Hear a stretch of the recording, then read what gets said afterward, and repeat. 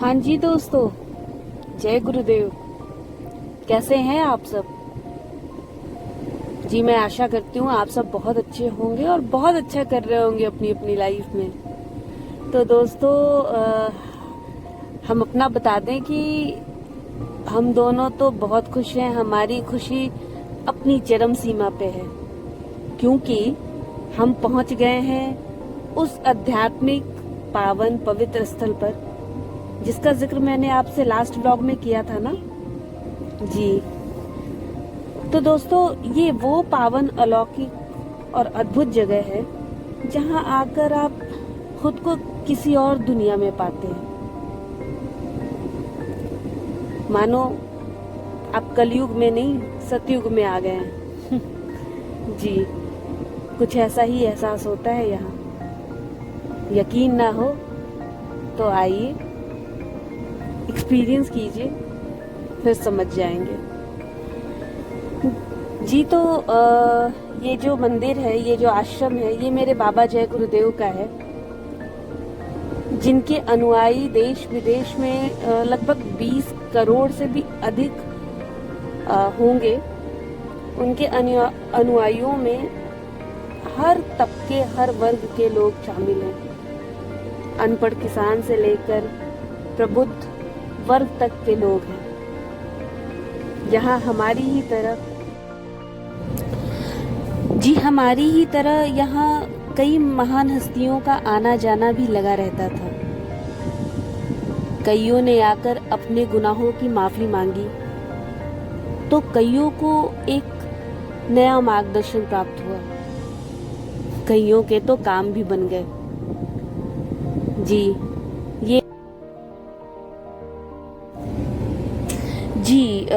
तो मैं आपको यहाँ ये बता दूं कि इस मंदिर की खासियत ये है कि सफ़ेद संगमरमर का बना ये मंदिर कुछ ताजमहल जैसा प्रतीत होता है। इस मंदिर के डिज़ाइन में मंदिर और मस्जिद का मिला जुला रूप है। इस मंदिर में 200 फुट लंबा और 100 फुट चौड़ा एक सत्संग हॉल है, जिसमें लगभग 60,000 व्यक्ति एक साथ बैठकर साधन भजन कर सकते हैं। जी तो जय गुरुदेव आश्रम में इस समय कई निशुल्क शिक्षण संस्थाएं, अस्पताल आदि चल रहे हैं। बाबा जी की श्रमदान में अत्यधिक आस्था है, तो आपको यहाँ कई सत्संगी गण श्रमदान करते दिख जाएंगे। बाबा जी खुद भी श्रमदान किया करते थे और अपने हाथों से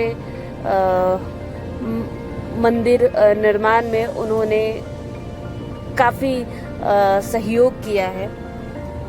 तो दोस्तों ये तो कुछ मेरे शब्दों में जो मैं बता पाई, ये वो विशेषता है इस मंदिर की। तो चलिए मैं आपको लिए चलती हूँ अपने साथ, पूरे मंदिर का दर्शन कराती हूँ। और बस हाँ देखिए, जिस प्रेयर हॉल और जिस सत्संग हॉल की बात कर रही थी, ये वही सत्संग हॉल है जिसमें हजारों लोग इकट्ठे बैठ के किसी भी धर्म, किसी भी वर्ग, किसी भी जात के हों और बस गुरु में लीन हो जाते हैं, विलीन हो जाते हैं। तो हम भी आए हैं यहाँ विलीन होने अपने गुरु में।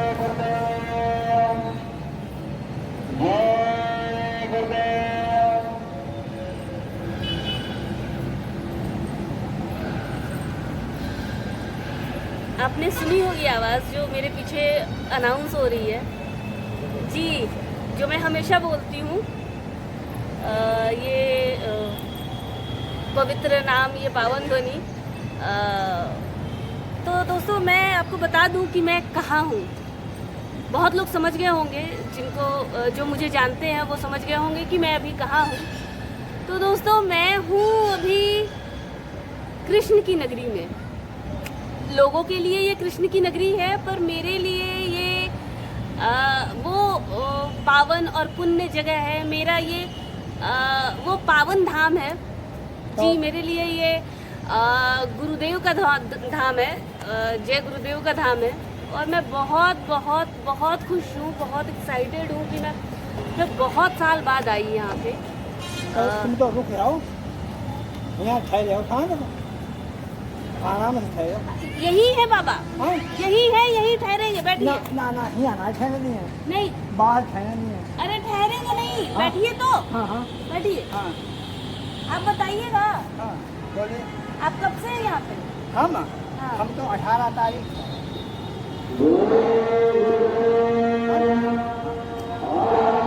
सत्संगी कब से हैं? हाँ, अरे बहुत दिन कब से? हमारे टाइम हुआ है कम से कम 20 साल हो गए। तो आपसे पुराने तो हम हैं।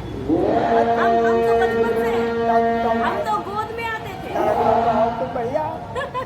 तो हम आपके सीनियर हो गए। तो अब एक बात है, हाँ, लड़की जूनियर हो ऐसा कुछ नहीं है।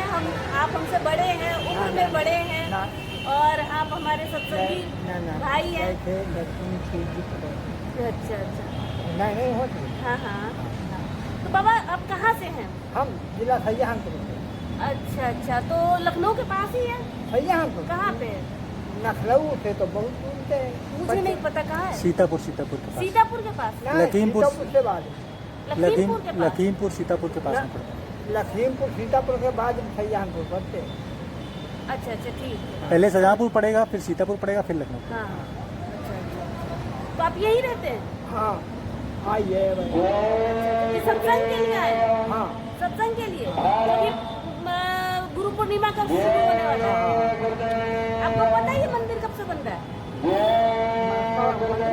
नहीं, ये जो मंदिर कब, मतलब कितने सालों में बना है और कब से शुरू हुआ और कब खत्म हुआ? ये हमें ना कुछ आपको पता है इस मंदिर में मैंने बहुत श्रमदान किया हुआ है। मैं बहुत छोटी थी, 3-4 साल की होंगी, क्योंकि बचपन से मैं आ रही थी और तब से ये मंदिर बना। उससे पहले से बन रहा था, लेकिन यहाँ पे पूरा बचपन गुजरा है मेरा। कितनी उम्र तुम्हारी है?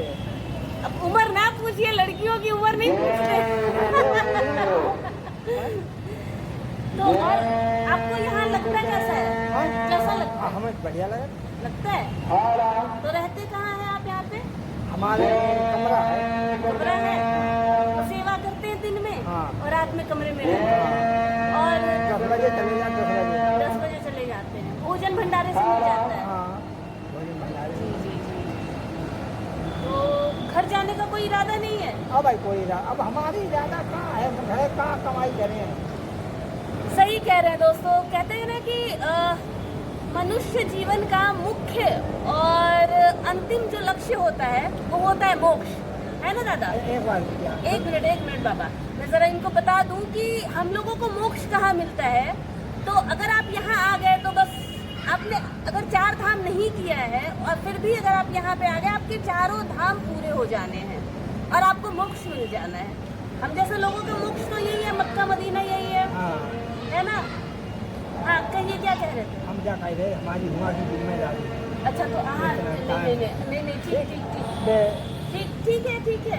आई दिन में हमें वो मंदिर बताओ जाए। हाँ हाँ। और फिर तुम्हारे वातावरण हमारे वहाँ गेट पे चलो। हाँ। कितनी देर बतलाओ नहीं, हम अभी आते हैं मंदिर दिखा के। हाँ। अभी हम जो ये रिकॉर्ड करेंगे तो बहुत सारे लोग अपने मोबाइल पे भी देख लेंगे जो नहीं जानते ये मंदिर के बारे में। हाँ। इसीलिए हम आपसे बतिया रहे थे, ताकि, है ना? ठीक।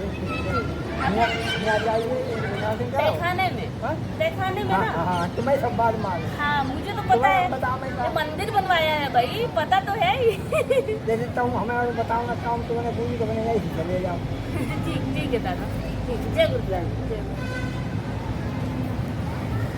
तो दोस्तों मैं यहाँ आ जाती हूँ।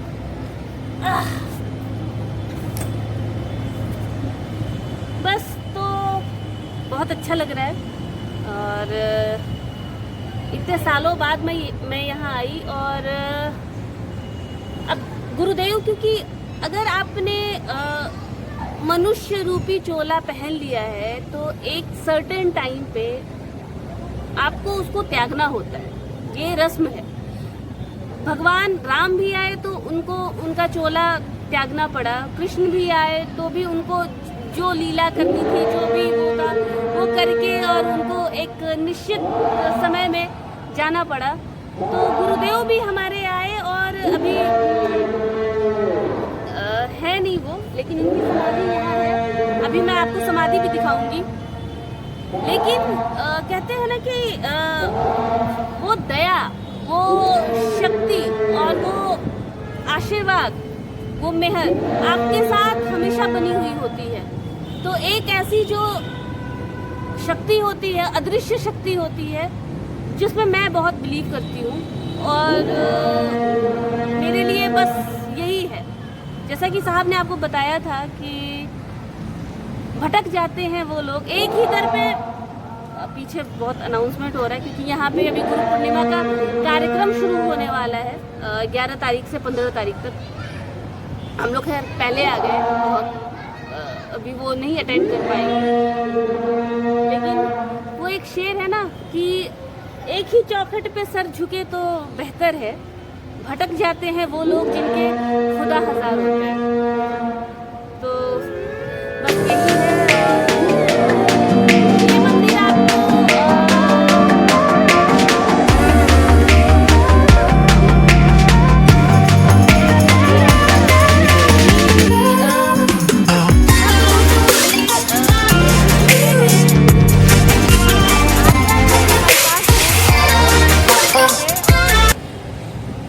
आप गूगल करेंगे आपको पता चल जाएगा। अगर आप आना चाहेंगे तो मैं आपसे ये कहूँगी, रिक्वेस्ट करूँगी कि आप आइए, एक बार दर्शन कीजिए। इस मंदिर को दूसरा ताजमहल भी कहते हैं, इंडिया का दूसरा ताजमहल, क्योंकि इसका जो कंस्ट्रक्शन है ना, इसका जो ढांचा है और जो भी शेप है वो आप बहुत रिजम्बल होगा ताजमहल से। और संगमरमर का बना हुआ ये मंदिर है, 4 मीनारे हैं, गुंबज है। और अच्छी बात ये है कि हम धर्म निरपेक्षता की बात करते हैं लेकिन हम मानते नहीं हैं। तो इस मंदिर में आपको वो भाव देखने को मिलेगा कि यहाँ पे किसी भी धर्म के लोग बैठ के इकट्ठे मेडिटेशन कर सकते हैं, साधना कर सकते हैं, प्रार्थना कर सकते हैं। और ये जो है ये प्रेयर हॉल है। हाय, कितने दिन बाद मैं ये भजन सुन रही हूँ, गुरु महिमा है अपार।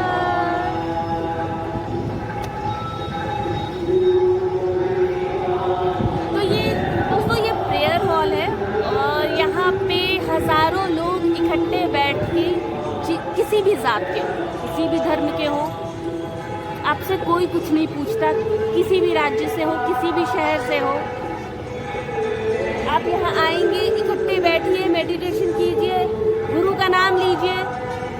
बस यही पूजा है, यही भक्ति है। भक्ति वही है कि आप भगवान को मानते हैं तो भगवान की कही हुई बात को मानिए, बस वही भक्ति है।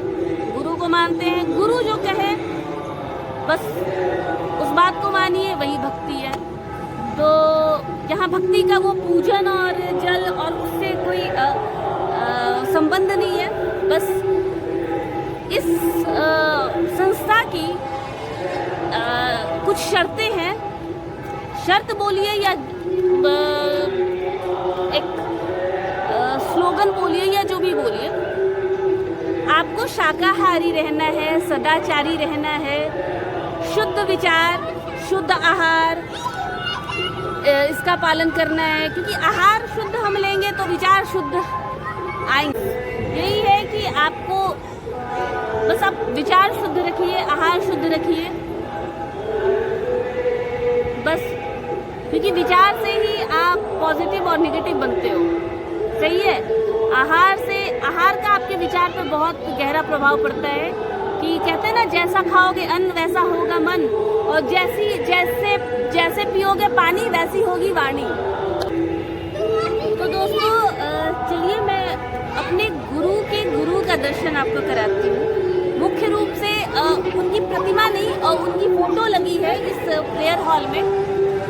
दादा गुरु हम उनको कहते हैं, जो हमारे गुरु के गुरु हैं। तो हमारे लिए तो बस परम गुरु है वो। हाँ, तो मैं आपको उनके दर्शन कराती हूँ और फिर मैं आपको वो समाधि दिखाती हूँ जहाँ पे गुरुदेव की समाधि जो अभी डेवलप हो रही है, कंस्ट्रक्शन चल रहा है उसका। फिर अगर टाइम मिला तो हम जाएंगे सेंट्रल भंडारा, जहाँ पे हम कुछ प्रसाद ग्रहण करेंगे, क्योंकि इतनी दूर आए हैं और प्रसाद ना ग्रहण करेंगे तो फिर आधा अधूरा हो जाएगा ना। तो चलिए मेरे साथ दर्शन करते हैं मंदिर के, आइए।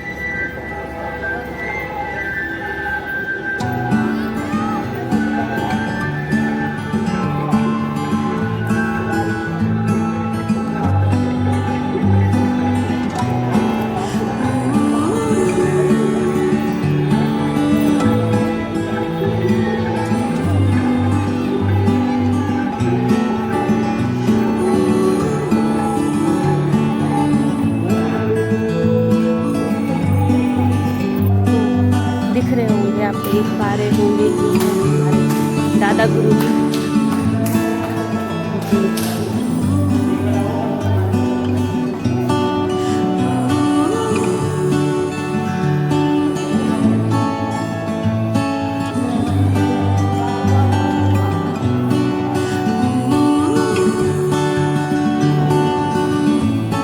और ये दादा गुरु की धर्मपत्नी थी, गुरु माता। हमारे गुरु और बस गुरु माता हैं, तो हमारे लिए पूजनीय हैं। जैसे हनुमान के लिए राम, वैसे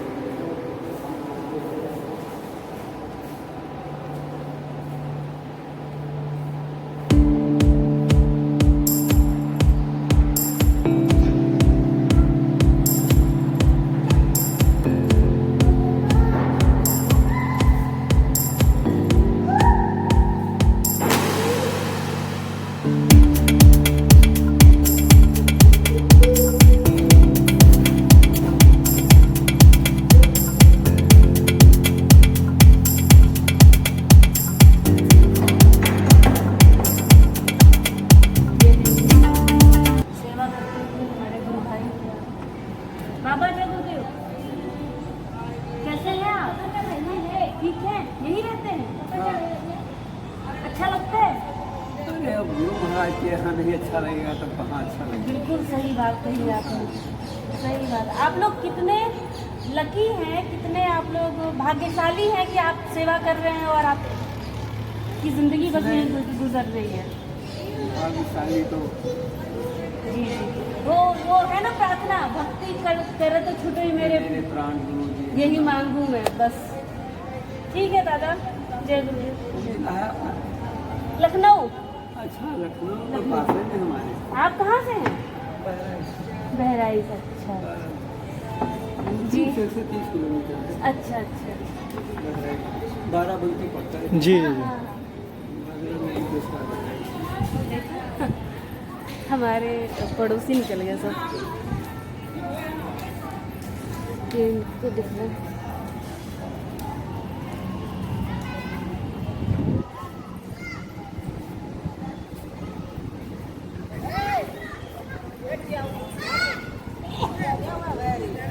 आ जाऊं? जनाब, कैसा लग रहा है आपको यहाँ आके? बहुत अच्छा लग रहा है। अच्छा लग रहा है? जैसा तुमने बताया था उससे कहीं ज़्यादा।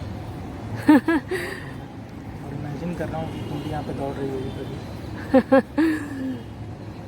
इन बच्चों की तरह देखो। तुम्हारा बचपन यहाँ पे बीता है। थोड़ा लाउड हो जाओ। तुम्हारा बचपन यहाँ पे बीता है, हाँ, दादी के साथ आते हुए। दादी, पापा, मम्मी सब लोग थे, क्योंकि मैं बड़ी थी तो मैं मुझसे छोटे छोटे भाई बहन तो बहुत बाद में आए, लेकिन ये सौभाग्य मुझे पहले प्राप्त हुआ। बहुत अच्छा लग रहा है, बहुत अच्छा लग रहा है। तो बस अब तो हम आते रहेंगे, साल में एक बार चक्कर लगा लिया करेंगे, है ना? और बताओ, रुकने का मन कर रहा है?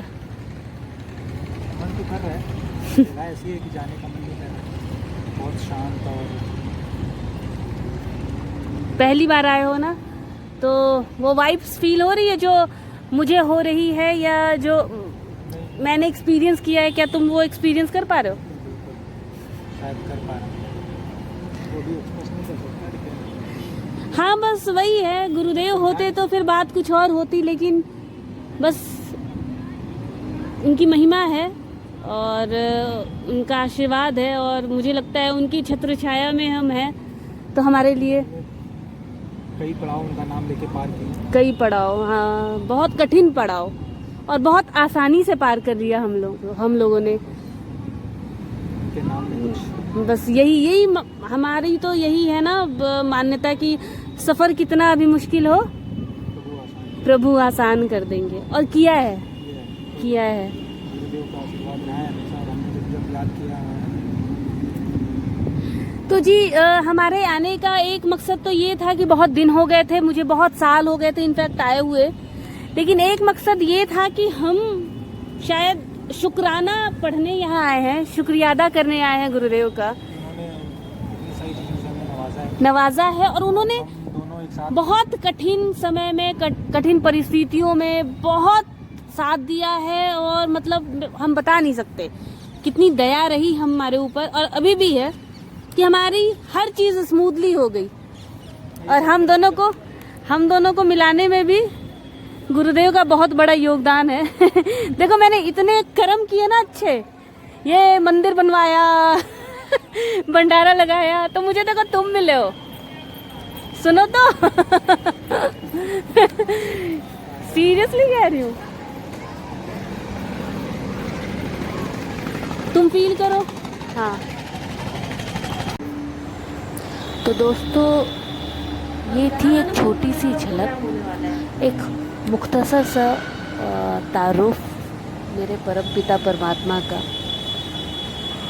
मुख्तसर सा इसलिए कहूँगी क्योंकि इतनी बातें हैं, इतना तजुर्बा, इतनी विशेषताएं, कि वो सब इस एक व्लॉग में कवर कर पाना मेरे लिए नामुमकिन है, असंभव है। गुरुजी का मंच हुआ। तो दोस्तों, बने रहिए हमारे साथ अगले व्लॉग में, जो बहुत जल्द आ जाएगा, और हम जानेंगे कुछ और अलौकिक बातें।